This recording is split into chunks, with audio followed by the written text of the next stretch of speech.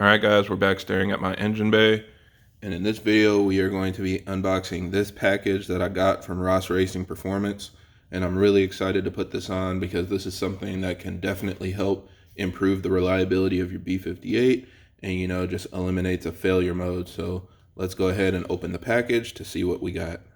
What's inside?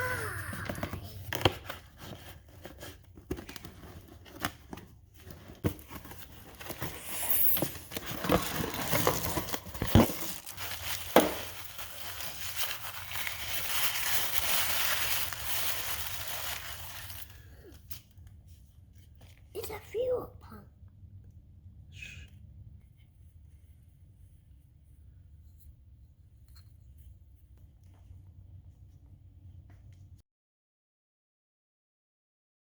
Alright guys, so naturally in current fashion, I've had this part sitting on my shelf for weeks and weeks and weeks, but I'm finally getting around to installing it. So again, I just want to give a huge shout out to Matt over at Ross Racing Performance for designing this kit and sponsoring my build and helping me out with it. I'm really excited to get this on just to make my PCV system completely bulletproof.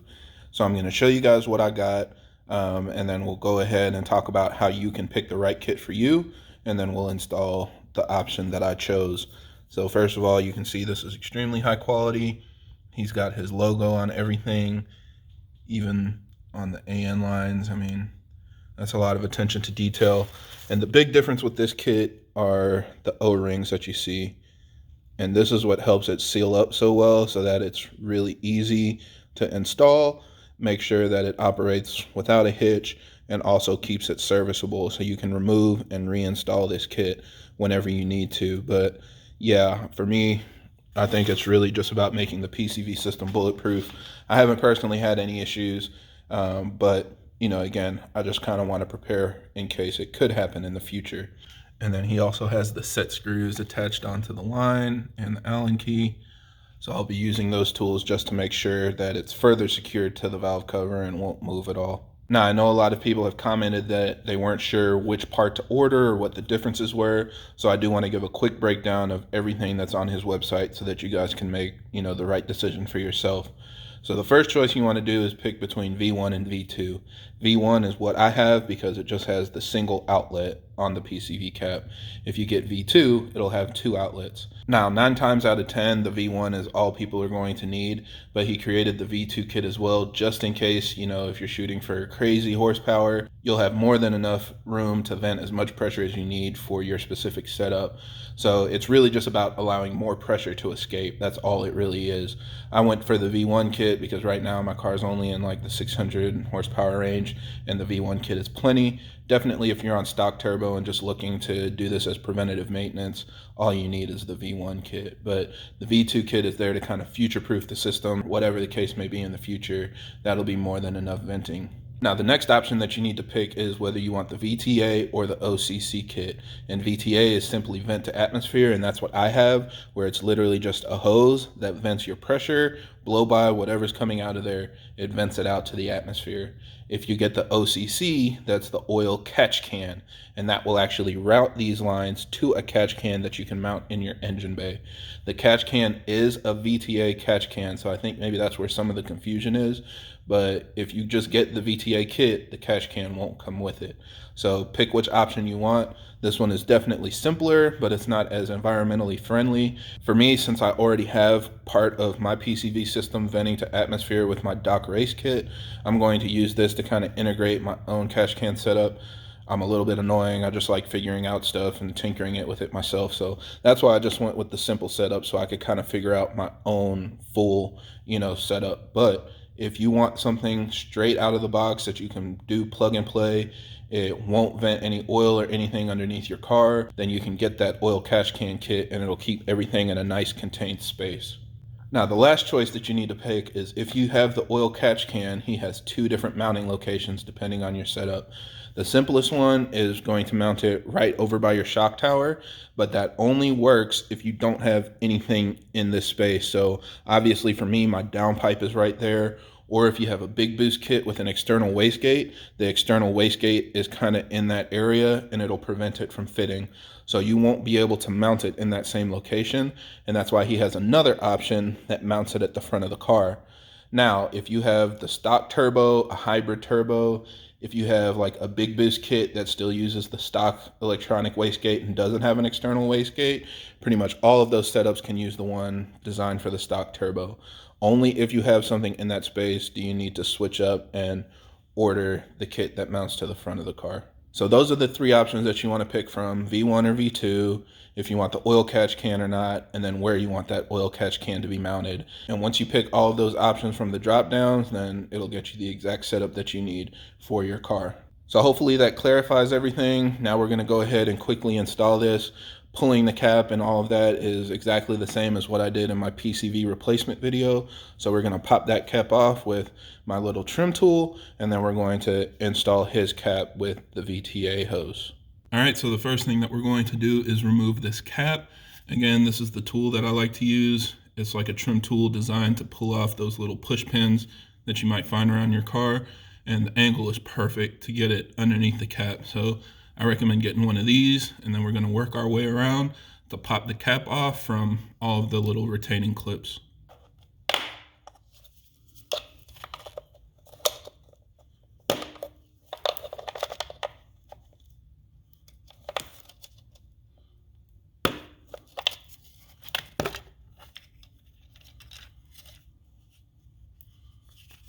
And then we're just going to take everything out. So you take the cap, the diaphragm, and the spring. You won't be reusing any of that. And just for reference, I wanted to highlight that those little retaining features that you're trying to release are at 6 different points. So there's one here, here, here, here, here, and here. Kind of work your way around at those 6 spots, and then you'll be able to pop that cap off pretty easily. Now next we're going to put the actual cap on. And one thing that I'm going to do just to help it go on a little easier is put a little bit of oil on all the gaskets, and that'll just make sure that it slides on easily and helps it get, a good seal. And then when you install it, what you want to do is make sure that the logo is facing you. So kind of line up that centerpiece, push everything down so that the Ross Racing logo is facing the front of the car, and then we're going to push it all the way down. And you'll hear it click just like that, and that lets you know that it's fully seated. Now I know it kind of feels like it has a little bit of a spring to it, but that's just the gasket, again, sealing down. So as long as it's clicked in place, that gasket is sealed up, but it's gonna have, a little bit of give. Now next we're going to install the set screw. You can kind of see how small it is, extremely small. So just be very careful. It comes with an Allen key as well, so it'll make sure that you have the right size tool and everything fits on really snug. But yeah, just make sure you've got this all lined up. There should be one hole at the front of the car and one at the back. So you're just going to turn this so that basically the Ross Racing logo is facing the front, and then install the set screw at the front and the rear.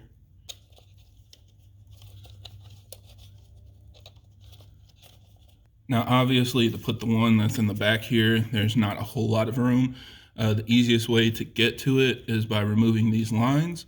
And what you can do is remove this clip right here that's holding the lines down, and you'll just push these in and then pull it up. And then we're going to come back to this wiring harness and put a flathead screwdriver underneath and break this free, so that we can pull all the wiring completely out of the way like that. And then you can get back here and get that last set screw.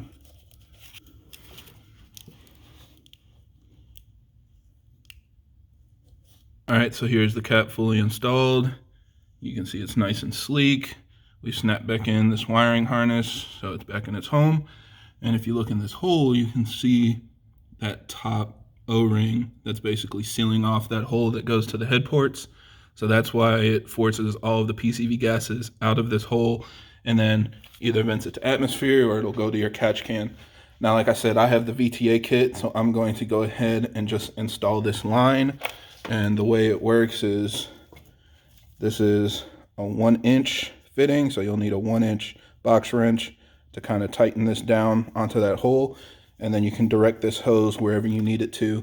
In my case, for now, I'm going to go ahead and route it down this hole past the oil filter housing and down to the bottom. And what that's going to do is just kind of vent all of your gases underneath the car, and you won't have to deal with any of it in your engine bay.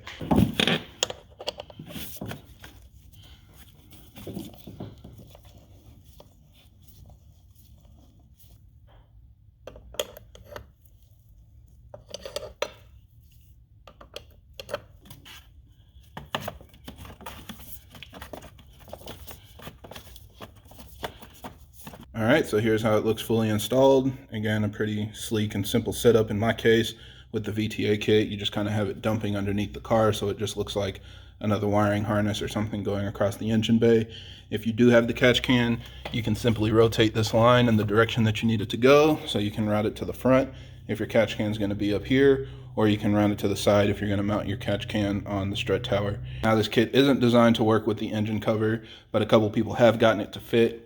What you can do is kind of trim away this material, this sound deadening that's under your engine cover, so that it'll fit with the new PCV cap and the hose, and then you'll just trim a route, you know, either straight down or across the side, depending on where you're actually routing those lines to get to your catch can. So yeah, thanks again to Ross Racing for making this really high quality kit. I'm definitely happy with how it fits. Go ahead and run your car, make sure that everything's installed properly. Let it idle for, 8 hours and just revel at the fact that you don't have a bunch of smoke coming out your exhaust. And hope you guys enjoyed this part. And if you have any other questions or comments, feel free to leave them down below.